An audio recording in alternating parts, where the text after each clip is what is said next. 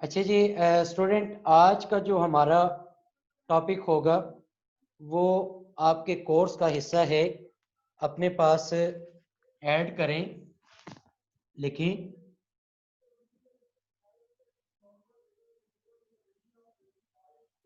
दरख्वास्त नवेसी। ये आज का हमारा टॉपिक होगा, दरख्वास्त नवेसी। दरख्वास्त नवेसी के लिए चंद ज़रूरी हदायत हैं जो आपके गोश गुजार करने हैं।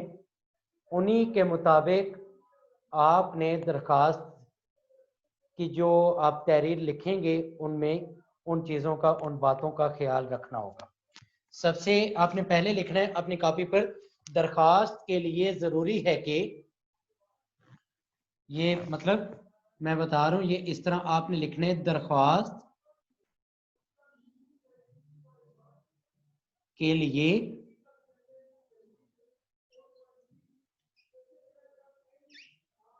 ज़रूरी है कि, ये अपने पॉइंट लिखने इस तरह, मतलब 1 पॉइंट है, मुनासिब अलकाबो आदाब इस्तेमाल किए जाएं।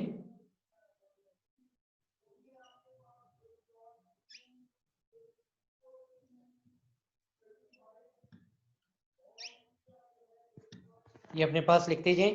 पहला पॉइंट है, मुनासिब अलकाब व आदाब इस्तेमाल किए जाएं। फिर उसके बाद ऐसे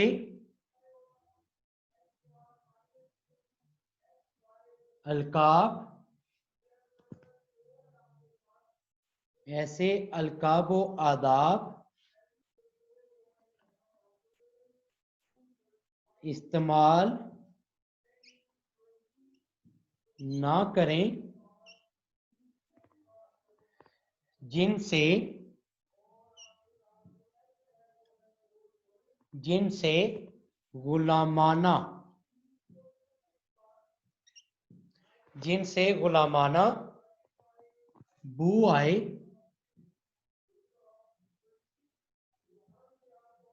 जिनसे गुलामाना बू आए, जैसे हजूर वाला,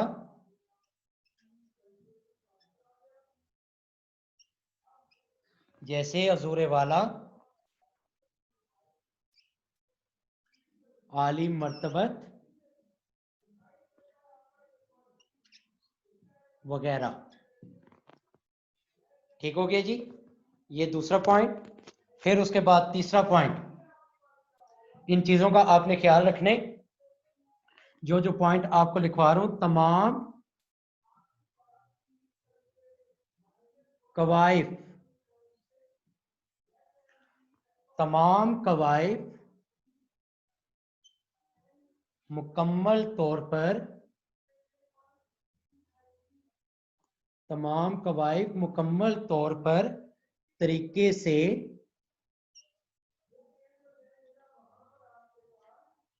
लिखे जाएं। तमाम कवाइद मुकम्मल तौर पर तरीके से लिखे जाएं। ये 3 पॉइंट हो गए। चौथा पॉइंट अपने पास ऐड करते जाएं, मैं इनके तफसील बाद में बताता हूं आपको। ये पॉइंट बड़ा इंपॉर्टेंट है, दरखास्त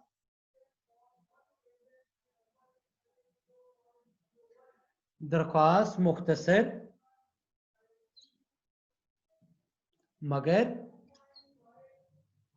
जामे हो। दरख्वास्त मुख्तसर मगर जामे हो, ये पॉइंट, ये 4 पॉइंट अपने पास ऐड करें। पहला पॉइंट, मुनासिब अलकाब व आदाब इस्तेमाल किए जाएं। दूसरा पॉइंट, ऐसे अलकाब व आदाब इस्तेमाल ना करें जिनसे गुलामाना बू आए, जैसे हजूर वाला, आली मर्तबत वगैरह। तमाम कवाइद मुकम्मल तौर पर तरीके से लिखे जाएं। फिर चौथा पॉइंट, दरख्वास्त मुख्तसर मगर जामे हो।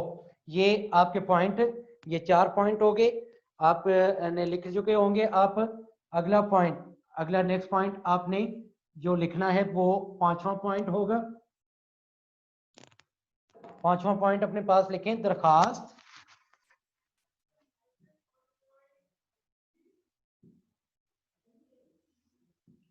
दरखास्त मोहतात अंदाज से लिखी जाए।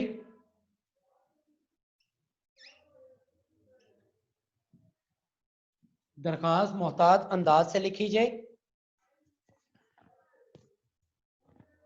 ना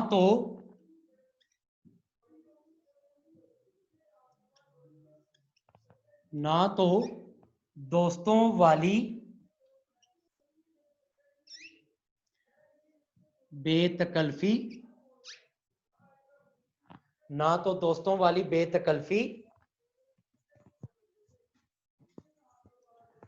हो, ना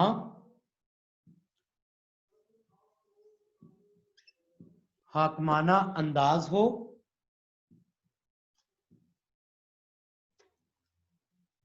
और ना गुलामाना अंदाज हो।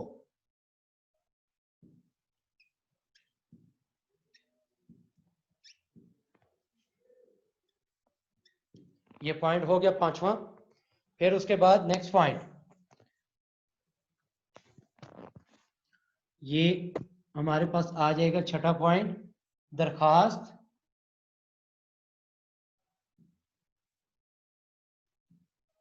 में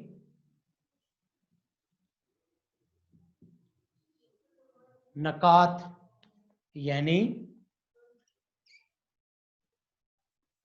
पॉइंट,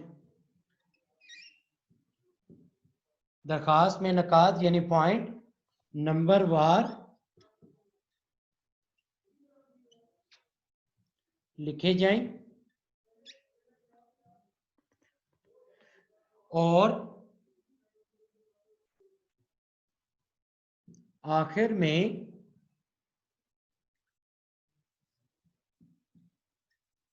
शुक्रिया अदा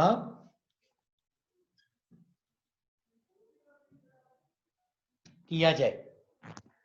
दरखास्त मोहतात अंदाज से लिखी जाए, ना तो दोस्तों वाली बेतकल्फी हो, ना हकमाना अंदाज हो, और गुलामाना अंदाज, और ना गुलामाना अंदाज हो।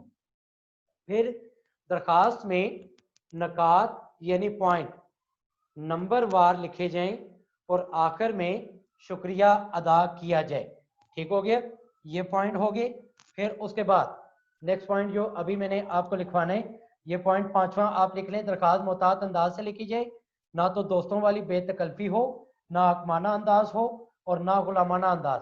6ठा पॉइंट, दरखास्त में नकात यानी पॉइंट नंबर वार लिखे जाएं, और आखिर में शुक्रिया अदा किया जाए। ये पॉइंट लिखने के बाद अगला जो पॉइंट है 7वां पॉइंट, वो आपने अपने पास ऐड करना है। जो अहम पॉइंट है ये 7वां पॉइंट,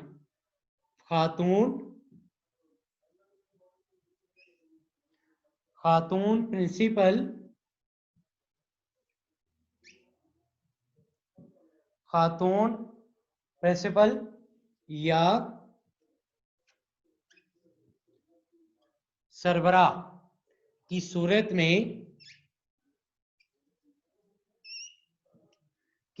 में जनाबे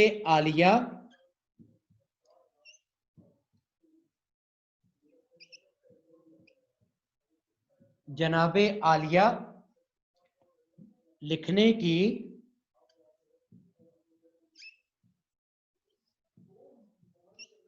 जरूरत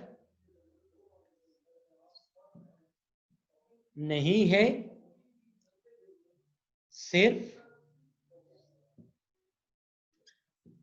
जनाबे आली। ये इन्वर्टेड कामा में इसलिए लिख रहा हूं कि वाजे हो सके, आपने इन्वर्टेड कामा में नहीं लिखना, डायरेक्ट मतलब जनाबे आली लिखा जाए। ठीक हो गया जी। खातून प्रिंसिपल या सरबराह की सूरत में जनाबे आलिया लिखने की जरूरत नहीं, सिर्फ जनाबे आली लिखा जाए। ठीक हो गया। फिर उसके बाद नेक्स्ट पॉइंट, तलबा, तलबात, तलबा तलबात अपना नाम और पता लिखने की बजाय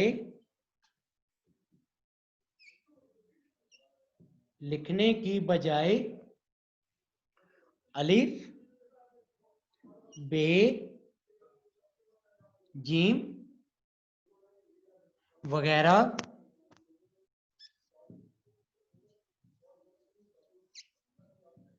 लिखें, और इसी के साथ ये पॉइंट है, और दाएं तरफ यानी कि राइट साइड, दाएं तरफ तारीख लिखें।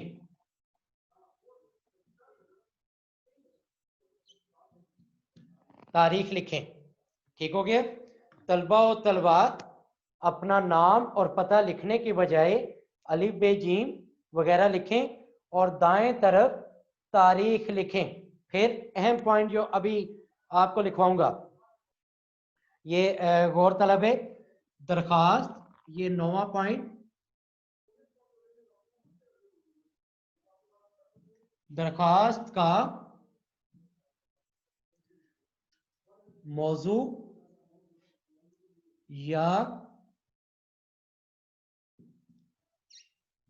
उन्वान इब्तदा में ही लिखा जाए। ये अहम पॉइंट है जी। दरखास्त में का मौजू या उन्वान इब्तदा ही में लिखा जाए। ये मैं अभी आपको ये इसकी डिटेल बताता हूँ कि ये किस तरह आपने ये पॉइंट आपने सामने रखने हैं, फिर मैं आपको बताऊंगा। फिर उसके बाद नेक्स्ट पॉइंट जो अहम पॉइंट ये भी शुमार किया जाएगा, वो 10वां पॉइंट होगा। कौन सा?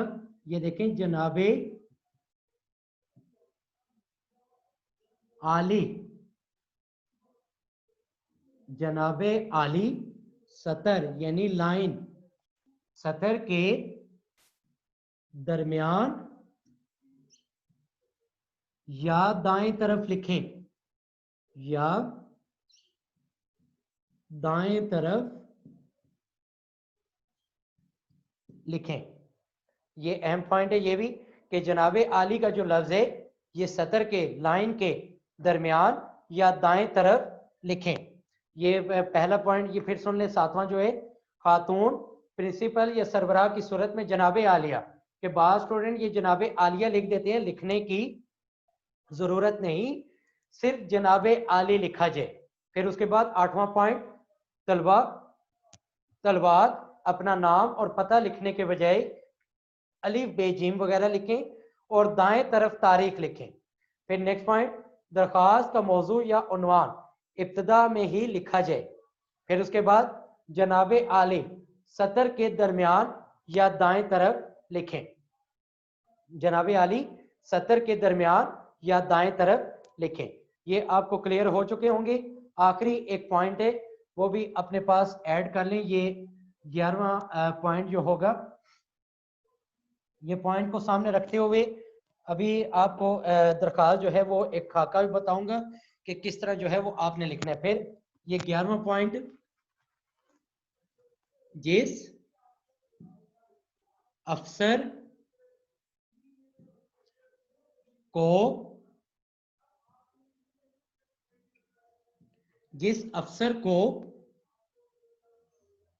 दरखास्त दी जा रही हो, जिस अफसर को दरखास्त दी जा रही हो, उसके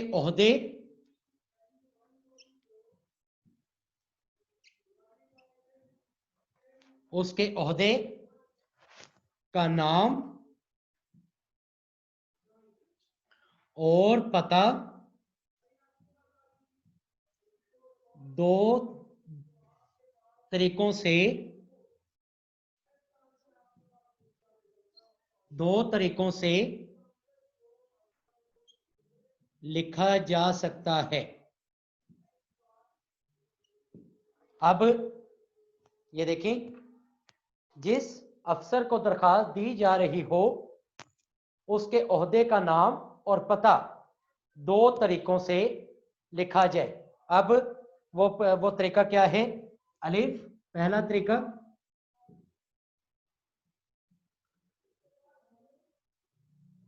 बाखिदमत जनाब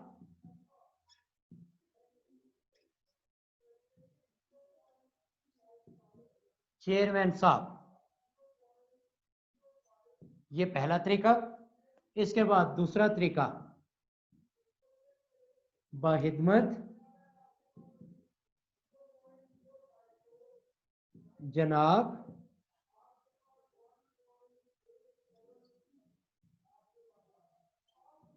चेयरमैन साहब सानवी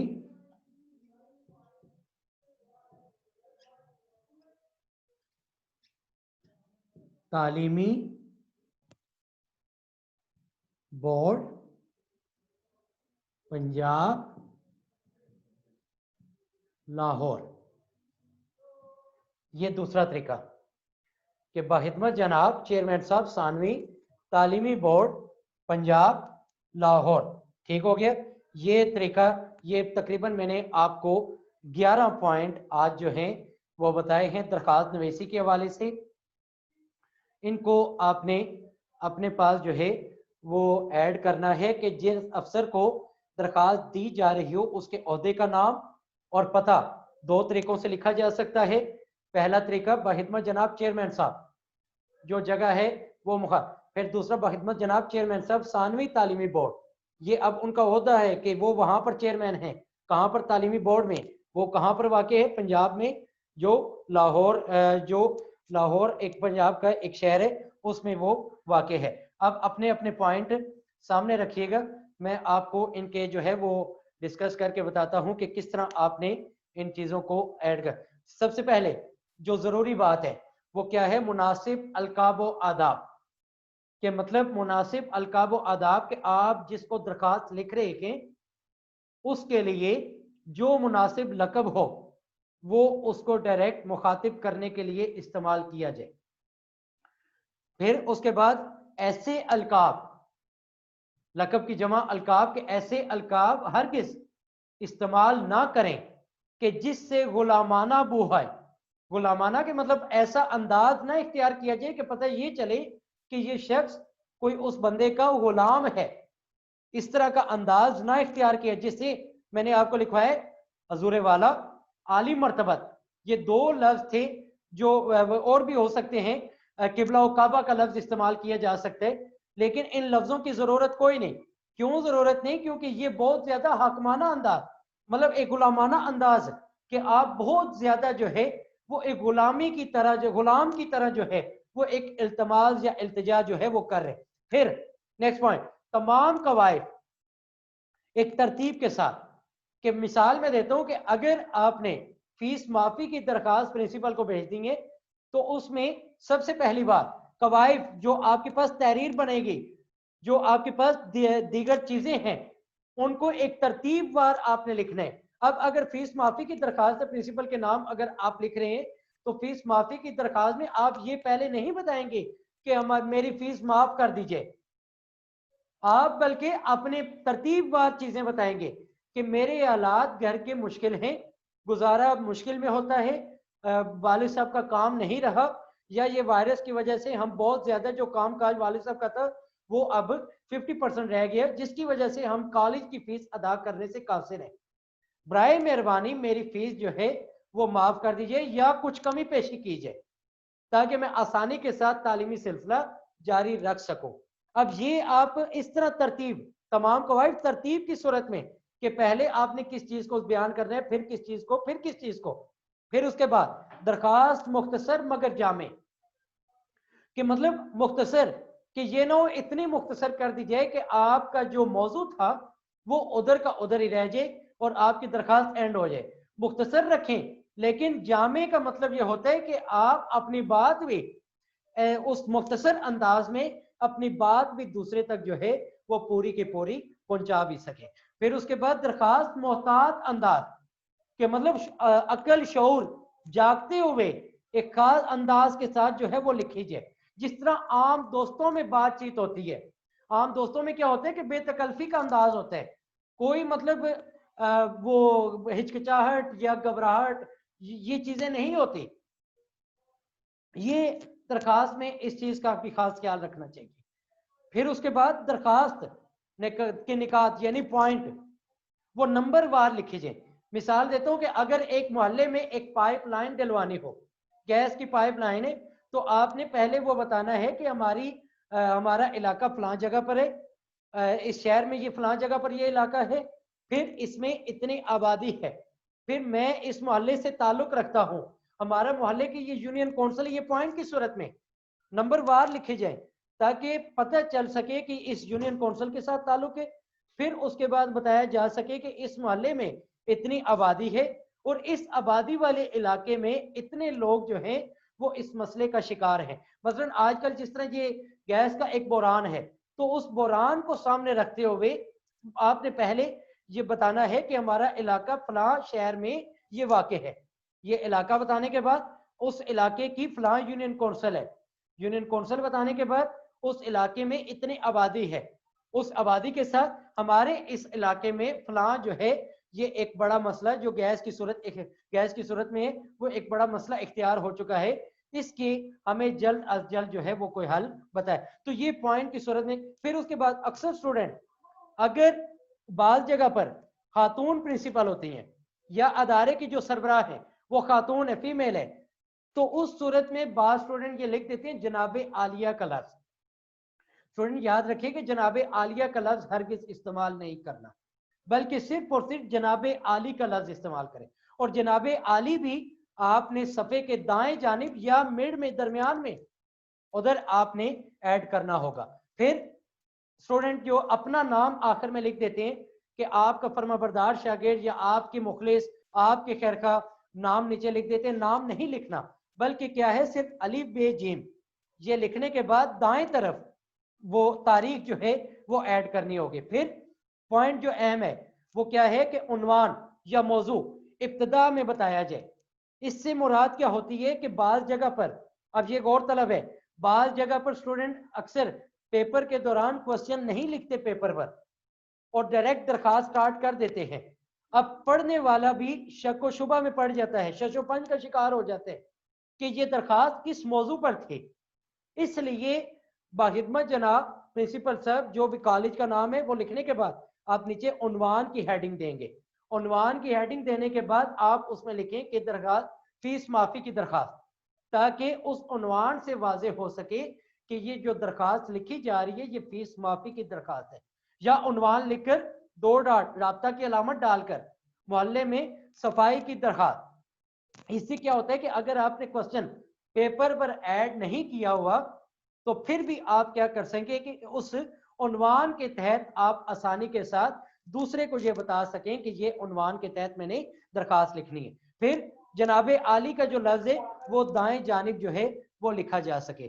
फिर उसके बाद जिस अफसर को दरखास्त दी जा रही हो उसके ओहदे का नाम, और ओहदे का नाम 2 तरीकों से लिखा जा सकते हैं। जिस तरह मैंने आपको बताया भी है कि एक डायरेक्ट होता है बखिदमत जनाब चेयरमैन साहब, ये डायरेक्ट मुखातिब किया जा रहा है। दूसरा बखिदमत जनाब चेयरमैन साहब सानवी तालीमी बोर्ड पंजाब लाहौर, कि इससे क्या होता है कि आपको पता चल सकता है कि ये चेयरमैन फलां जगह पर बैठता है और फलां इसका ताल्लुक है, फलां इसका ओहदा है। तो इन चीजों का आप लोगों ने खास ख्याल रखना होगा। आगे एक हेडिंग दें अपने पास, दरखास्त की तारीफ, बहुत इंपॉर्टेंट है जी। दरखास्त की तारीफ लिखें। दरखास्त फारसी जुबान का लफ्ज है, ये अपने पास ऐड करें। दरखास्त की तारीफ, दरखास्त फारसी जुबान का लफ्ज है जिसके लुगवी मानी,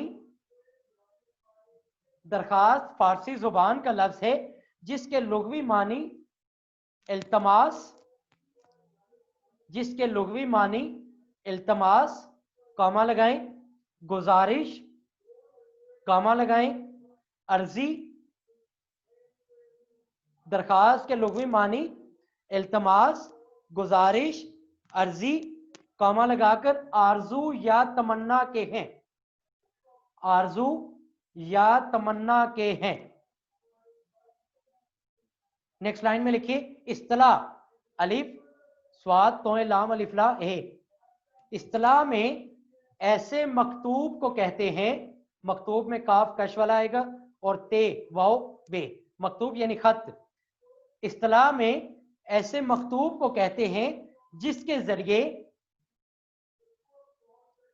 जरिए कोई चीज तलब की जाए,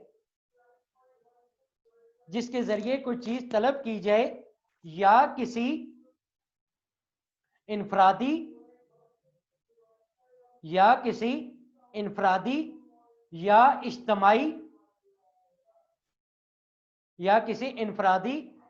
इज्तमाई मसले की तरफ तवज्जो दिलाई जाए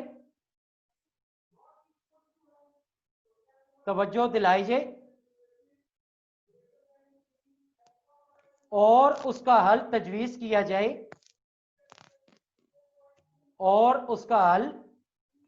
किया जाए या हल करने की दरखास्त की जाए। फिर सुन लें दरखास्त की तारीफ। दरखास्त फारसी जुबान का लफ्ज है जिसके लुग़वी मानी इल्तमास, कामा लगाने, गुजारिश, कामा लगाने, अर्जी, फिर कामा लगाने, आरजू या तमन्ना के हैं। इस्तिलाह में, ये नेक्स्ट लाइन, इस्तिलाह में ऐसे मकतूब को कहते हैं जिसके जरिए कोई चीज तलब की जाए या किसी इनफरादी या इज्तिमाई मसले की तरफ तवज्जो दिलाई जाए और उसका हल तजवीज किया जाए या हल करने की दरखास्त की जाए। ये दरखास्त के अहम पॉइंट भी आपको बता देंगे कि किन पॉइंट की सूरत में आप दरखास्त जो है वो एक अच्छे अंदाज के साथ ये लिख सकते हैं। ये 5 नंबर का एक क्वेश्चन आपके पेपर का हिस्सा है, इसको आपने लाजमी तौर पर तैयार करने। एक स्केच आपको बनवाऊंगा, आपको नोट्स भी मैंने दिए हुए हैं उर्दू के फर्स्ट ईयर के। अगर किसी के पास नहीं है तो कॉलेज में एडमिन वालों को कॉल करें, अपना नाम लिखवा दें और उनसे पूछ लें कि कब लेने के लिए आए, तो उसके मुताबिक आप नोट्स ले लें। वहां पर भी दरखास्त का स्केच बना होगा, खत का स्केच बना होगा, लेकिन एक स्केच बनवाकर आपको एक खाका देकर उसके बाद एक दरखास्त लिखवाऊंगा ताकि आपको पता चल सके कि ये दरखास्त इस तरह जो है वो लिखी जाएगी। अगर किसी का कोई क्वेश्चन हो इस हवाले से तो वो लाजमी तौर पर अभी जो है वो मुझसे आप लोग डिस्कस कर लें ताकि मैं आपको बता सकूं कि मजीद आप जो अगर कोई गलतफहमी है या कुछ और जो अभी तक क्लियर नहीं हुआ वो आपको क्लियर हो सके। मैं उम्मीद करता हूं कि आपके जितने पॉइंट मैंने आपको बताए ये भी आपको समझ आ चुके होंगे और इसके साथ साथ जो दरखास्त की तारीफ लिखवाई है ये भी समझ आ चुके होंगे। नोट्स को सामने रखते हुए जो तरीकाकार वहां पर दिया हुआ है या जो पॉइंट आज लिखवाए हैं या जो आपको आज ये तारीफ लिखवाई है इसको सामने रखते हुए आप एक उम्दा किस्म की दरखास्त 5 नंबर की जो है वो आप लिख सकते हैं। उम्मीद है कि आप इन बातों पर अमल करते हुए और अच्छाई के साथ जो है बेहतरी के साथ आप दरखास्त जो है वो लिख सकते हैं। अगर किसी का कोई क्वेश्चन हो इस हवाले से तो वो लाजमी तौर पर अभी मुझसे जो है वो फर्दन एक एक करके मुझसे कर लें अगर कोई किसी को कोई चीज समझ ना आई हो तो। ये जो लास्ट पॉइंट आपने लिखवाया है जी जी इसमें बाखिदमत जनाब चेयरमैन साहब के आगे जो उसका जिस महकमे के वो अफसर होंगे वही लिखना ना। हाँ आपने हाँ सिर्फ एग्जांपल के तौर बिल्कुल। अगर कॉलेज का प्रिंसिपल है तो बाखिदमत जनाब प्रिंसिपल साहब आगे कॉलेज का नाम लिखने के बजाय वो अली बेजीम कर दें, वो लिख दें या आगे रावलपिंडी कर दें। ये इस तरह अगर आपने बोर्ड के चेयरमैन को लिखनी है तो बेशक वो भी लिखा जा सकते हैं, इसमें कोई ऐसी बात नहीं है कि आप ना लिखें। हाँ आखिर में अपना नाम जो है वो ऐड ना करें, रोल नंबर ऐड ना करें। फर्जी तौर पर रोल नंबर और नाम ऐड कर सकते हैं लेकिन जरूरी नहीं आखिर में भी अली बेजीम करके दाएं तरफ आप तारीख लिखकर इसको खत्म कर सकते हैं। क्लियर हो गया जी? कोई नहीं सर ये 6 पॉइंट एक दफा फिर बता दें। जी दरख्वास्त में बोलिए नकात आप। यानी पॉइंट कौन सा? ये 6 पॉइंट सर, बोलिए ये आप। दरख्वास्त में नकात यानी पॉइंट नंबर वार लिखे हाँ, जाएं और अब आखिर में ये शुक्रिया अदा पॉइंट किया नंबर जाए। वार लिखे अस्सलाम गए हैं कि वालेकुम सर। एक मिनट यार, एक मिनट। वो इस तरह है कि जो नंबर वार पॉइंट मैंने बताए कि आपने तरतीब का खास ख्याल रखना है। तरतीब इस तरह कि अगर मोहल्ले में एक गैस का बहरान चल रहा है तो पहला पॉइंट आपने लिखना है कि मैं इस मोहल्ले से ताल्लुक रखता हूँ, ये मोहल्ला फलां इलाके में जो है वो वाक़ है। अब वो दूसरा पॉइंट, फिर इसमें ये यूनियन कौंसिल लगती है, फिर यूनियन कौंसिल के बाद आपने बताना है कि इस मोहल्ले में ये फलां चीज का बहरान बहुत शिद्दत इख्तियार करता जा रहा है। मतलब ये पॉइंट आपने तरतीबवार जो है वो वहां पर बताने होंगे। क्या क्लियर हो गया ये हुसैन मेहदी आपको? सर दरख्वास्त मुख्तसर होनी चाहिए। मुख्तसर से मुराद ये है कि आपने अपनी बात भी यस दूसरे सर, तक क्लियर है। पहुंचानी है, कि आपका जो मौजू है ये इतनी भी मुख्तसर ना हो कि 2 लाइनें ऐड कर दें और उसमें आप ये मौजू बयान ही ना करें। तो मौजू लाजमी तौर पर ऐड करें ताकि अपनी बात मुख्तसर अंदाज में दूसरे तक भी पहुंच सके। और ये हर के स्टूडेंट ये भी याद रखें कि दरखास्त में ये डायरेक्ट ये मत कहें कि मैं ये आपसे कहता हूं कि ये मेरा काम करें, बल्कि एक आजिजाना अंदाज ऐसा इख्तियार करें, आजिज़ी वाला अंदाज इख्तियार करें ताकि दूसरे की दिल शेकनी भी ना हो और आपका जो काम है वो भी अच्छी तरह उनकी के साथ जो है वो कंप्लीट जो है वो हो सके। मतलब आप उस वक्त दरखास्त कर रहे हैं, इल्तमास कर रहे हैं, ना कि आप उस पर हुक्म जारी कर रहे हैं। आपने हुक्म नहीं जारी करना बल्कि अपनी इल्तमास, अपनी गुजारिश दूसरे तक पहुंचानी है। क्लियर हो गया ये भी? सर नोट्स वो पहले वाले ही है ना सर? जी वो नोट्स पहले वाले ही है ना नोट्स जो पहले आप वाली है, लेकिन उसमें दरखास्त के पॉइंट भी लिखे हुए हैं, दरखास्त का स्केच भी बनवाया हुआ है, खाका जो है यहाँ पर भी मैं आपको बनवा दूंगा। लेकिन वो नोट्स ले लें ताकि आपके एमसीक्यूज भी जो हैं वो भी क्लियर हो सके। और किसी का कोई क्वेश्चन? सर जी डेफिनेशन डेफिनेशन दोबारा मैंने एक बार आपको बोल। बता दी है कि दरखास्त फारसी जुबान का लफ्ज है, इसके लुग़वी मानी है इल्तमास, गुजारिश, अर्जी या ये उसके बाद आरजू या तमन्ना के हैं। इस्तिलाह में इसको ये कहा जाता है कि अपने बात दूसरे तक पहुंचाना। ऐसा मकतूब है कि आप उसकी तवज्जो अपने किसी खास मसले की तरफ दिलवा रहे हैं और फिर वो तवज्जो जो है वो एक इनफरादी सूरत अपने एक फर्द की सूरत में भी और इज्तिमाई मोहल्ले के बहुत सारे लोगों की तरफ से भी एक दरखास्त की जा सकती है ताकि आपकी बात दूसरे तक जो है वो पहुंच सके।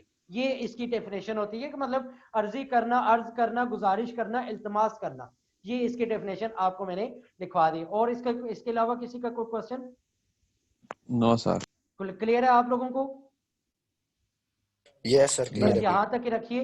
इंशाल्लाह आपको ये मैं लेक्चर भी जो है वो सेंड भी करवा दूंगा इससे भी। और नोट्स लाजमी तौर पर ले लीजिएगा, एडमिन में अपना नाम लिखवाइएगा ताकि आपको नोट जो है वो वक्त पर मुहैया हो सके।